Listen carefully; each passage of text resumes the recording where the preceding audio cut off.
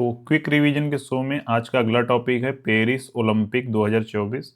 अभी जितने भी एडुकेटिव एग्जाम ले रही उसमें एक ना एक क्वेश्चन इससे भी देखने को मिल रहा है। तो चलिए क्विक रिवीजन करते हैं, जो भी इंपॉर्टेंट चीज़ें हैं उसको जानते हैं।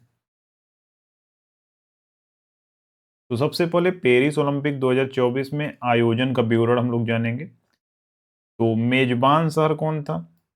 पेरिस था, इसलिए पेरिस ओलंपिक हम लोग बोल रहे हैं। पेरिस कहाँ पर है? तो फ्रांस की राजधानी है। तीसरी बार वहां पर आयोजन हुआ, यानी 1900 में हुआ था। उसके बाद 1924 में हुआ, फिर 2024, यानी टोटल 100 यानी 100 साल बाद आयोजन 2024 में हुआ। तो ये चीज याद रखिएगा, 3 बार आयोजन हो चुका है पेरिस में। तारीख की बात करें तो 26 जुलाई से स्टार्ट होता है और 11 अगस्त 2024 को खत्म होता है। क्या होता है कि 26 जुलाई से स्टार्ट और 11 अगस्त 2024 से खत्म होता है। शुभंकर की बात करें, यानी मस्कट क्या था? तो ओलंपिक फ्रीजे, यानी फ्रांस की आज़ादी का प्रतीक लाल रंग की टोपी से संबंधित है।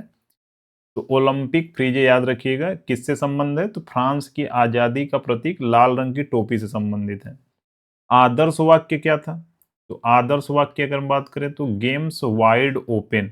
देखिए ये सब चीजें पूछा जाता है, तो एक बार ध्यान से आप रिवाइज करेंगे एक बार पढ़ने के बाद ना, तो आपको याद रहेगा। आदर्श वाक्य का मतलब मोटो क्या था पूरे ओलंपिक का? तो गेम्स वाइड ओपन।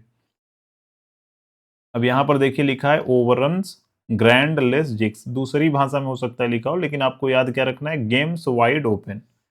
उद्घाटन समारोह की अगर बात करें तो पहली बार स्टेडियम के बाहर यानी सीन नदी पर आयोजित हुआ। अब देखिए जो भी चीज कुछ नया होता है आपको उस पर बहुत ज्यादा ध्यान देने की जरूरत है। तो उद्घाटन समारोह पहली बार कहाँ हुआ? स्टेडियम के बाहर सीन नदी पे। तो पेरिस कहाँ पर बसा है? सीन नदी के तट पर ही बसा है, तो ये चीज याद रखिएगा।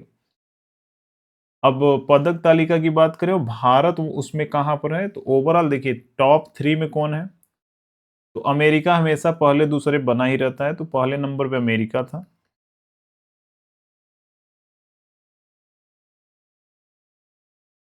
दूसरे नंबर पे चाइना था और तीसरे नंबर पर जापान था। तो गोल्ड की बात करें तो 40 अमेरिका, 40 चाइना। तो गोल्ड पे ये डिसाइड नहीं होता, ओवरऑल जो कितने मेडल जीते गए हैं उस पे डिसाइड होता है। और 20 जापान ने गोल्ड जीते हैं। तो बाकी ये 1 2 3 का एक क्रम याद रखिएगा, अमेरिका चाइना जापान। आपको मेडल नहीं भी याद है तो कोई दिक्कत नहीं है। भारत का प्रदर्शन की अगर बात करें तो इसमें टोटल 6 पदक जीते गए, एक भी गोल्ड नहीं आया इस बार। एक सिल्वर मिला और 5 ब्रोंज। अब ये चीज आपको याद रखना जरूरी है कि सिल्वर कौन पाया और 5 ब्रोंज कौन पाया, यानी पांचों लोग कौन है।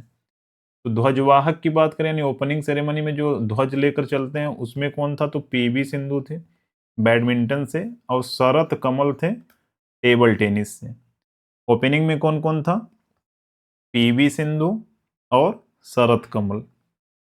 ध्वजवाहक यानी क्लोजिंग में कौन था? तो मनु भाकर शूटिंग से हैं, और पी आर श्रीजय से, ये हाँ के संबंधित हैं। तो ये चीज याद रखिएगा। यहाँ पर सिर्फ आपको माइंड में ये बैठाना, यहाँ पर इमेज एक बार देख लीजिए। तो नंबर 1 पे कौन आ रहा है, यानी ओपनिंग में कौन आ रहा है? बैडमिंटन और टेबल टेनिस। और ध्वजवाहक यानी क्लोजिंग में कौन आ रहा है? ये बंदूक और हॉकी, यानी मनु भाकर और पी आर श्रीजेश। तो टोटल हमने देखा कि 6 मेडल भारत जीता, एक सिल्वर था, 5 ब्रोंज था।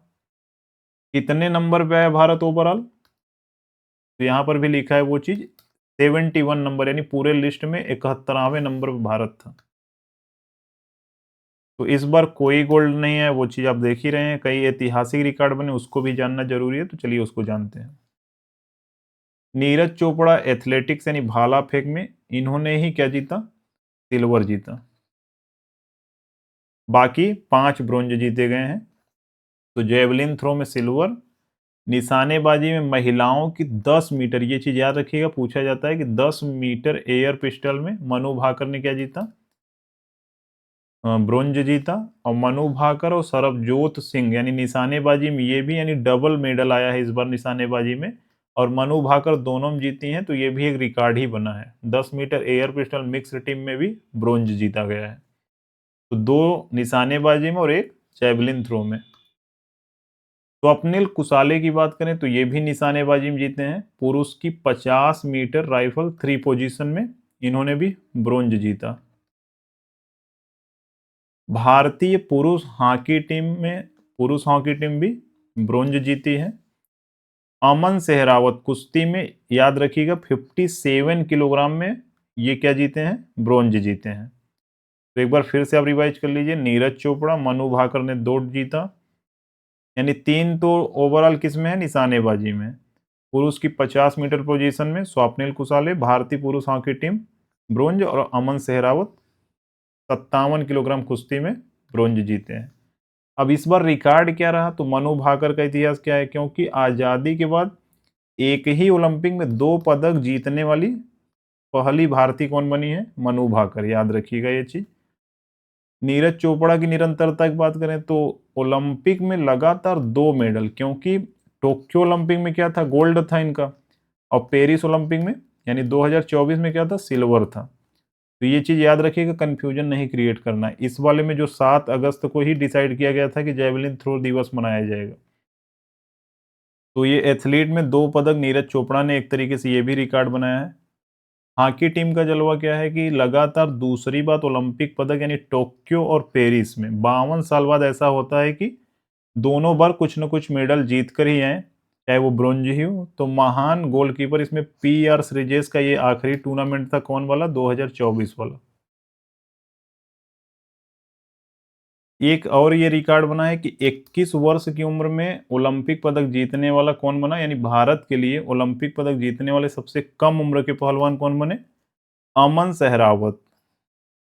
विनेश फोगाट के साथ बहुत सारा मतलब एक तरीके से दुर्भाग्य क्या हो गया कि फाइनल में पहुंचने वाली पहली भारतीय महिला तो बनी, लेकिन दुर्भाग्य क्या हुआ कि जैसे 50 किलो जो वेट उसमें क्वालिफाइंग का एरिया है, तो 50 किलो 100 ग्राम वेट, तब सोचिए इसके वजह से उनको खेलने नहीं दिया गया, डिस्क्वालीफाई हो गई।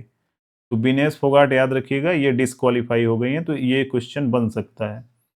फिर नजदीकी मुकाबले की बात करें, जो चौथे नंबर पे यानी ब्रोंज भी जिनको नहीं मिला, वो 6 एथलीट थे। कौन कौन था, तो एक लक्ष्य सेन थे, यहाँ पर है शूटिंग से संबंधित है इनका। अर्जुन बबूता का संबंध किससे है, ये भी एयर राइफल से संबंधित है। मिक्स टीम में यहाँ पर आप देख रहे हैं तीरंदाजी से, और यहाँ पर मीराबाई चानू ये भी 4th नंबर पे आई। तो ये चीज याद रखिएगा। अब यहाँ पर 2 क्वेश्चन दिया गया निम्नलिखित में से ग्रीष्मकालीन ओलंपिक में नीरज चोपड़ा ने स्वर्ण पदक जीता था। तो 16 और 8 तो होगा ही नहीं, क्योंकि उस समय वो ओलंपिक में नहीं खेले थे। तो 20 और 24 है, तो बहुत लोग इसमें 24 मारेंगे, लेकिन यहाँ पर गोल्ड पूछा है, तो गोल्ड क्या होगा, आंसर 20 होगा। अब यहाँ पर खेल ग्रीष्मकालीन ओलंपिक 2024 में नहीं खेला गया था, इसका आंसर आपको कमेंट में करना है। तो एक्टिवनेस दिखाकर आपको कमेंट जरूर करना है। इसी प्रकार से वीडियो देखने के लिए चैनल को सब्सक्राइब करना बिल्कुल भी ना भूलें। मिलते हैं नेक्स्ट वीडियो में। Thank you, thanks for watching.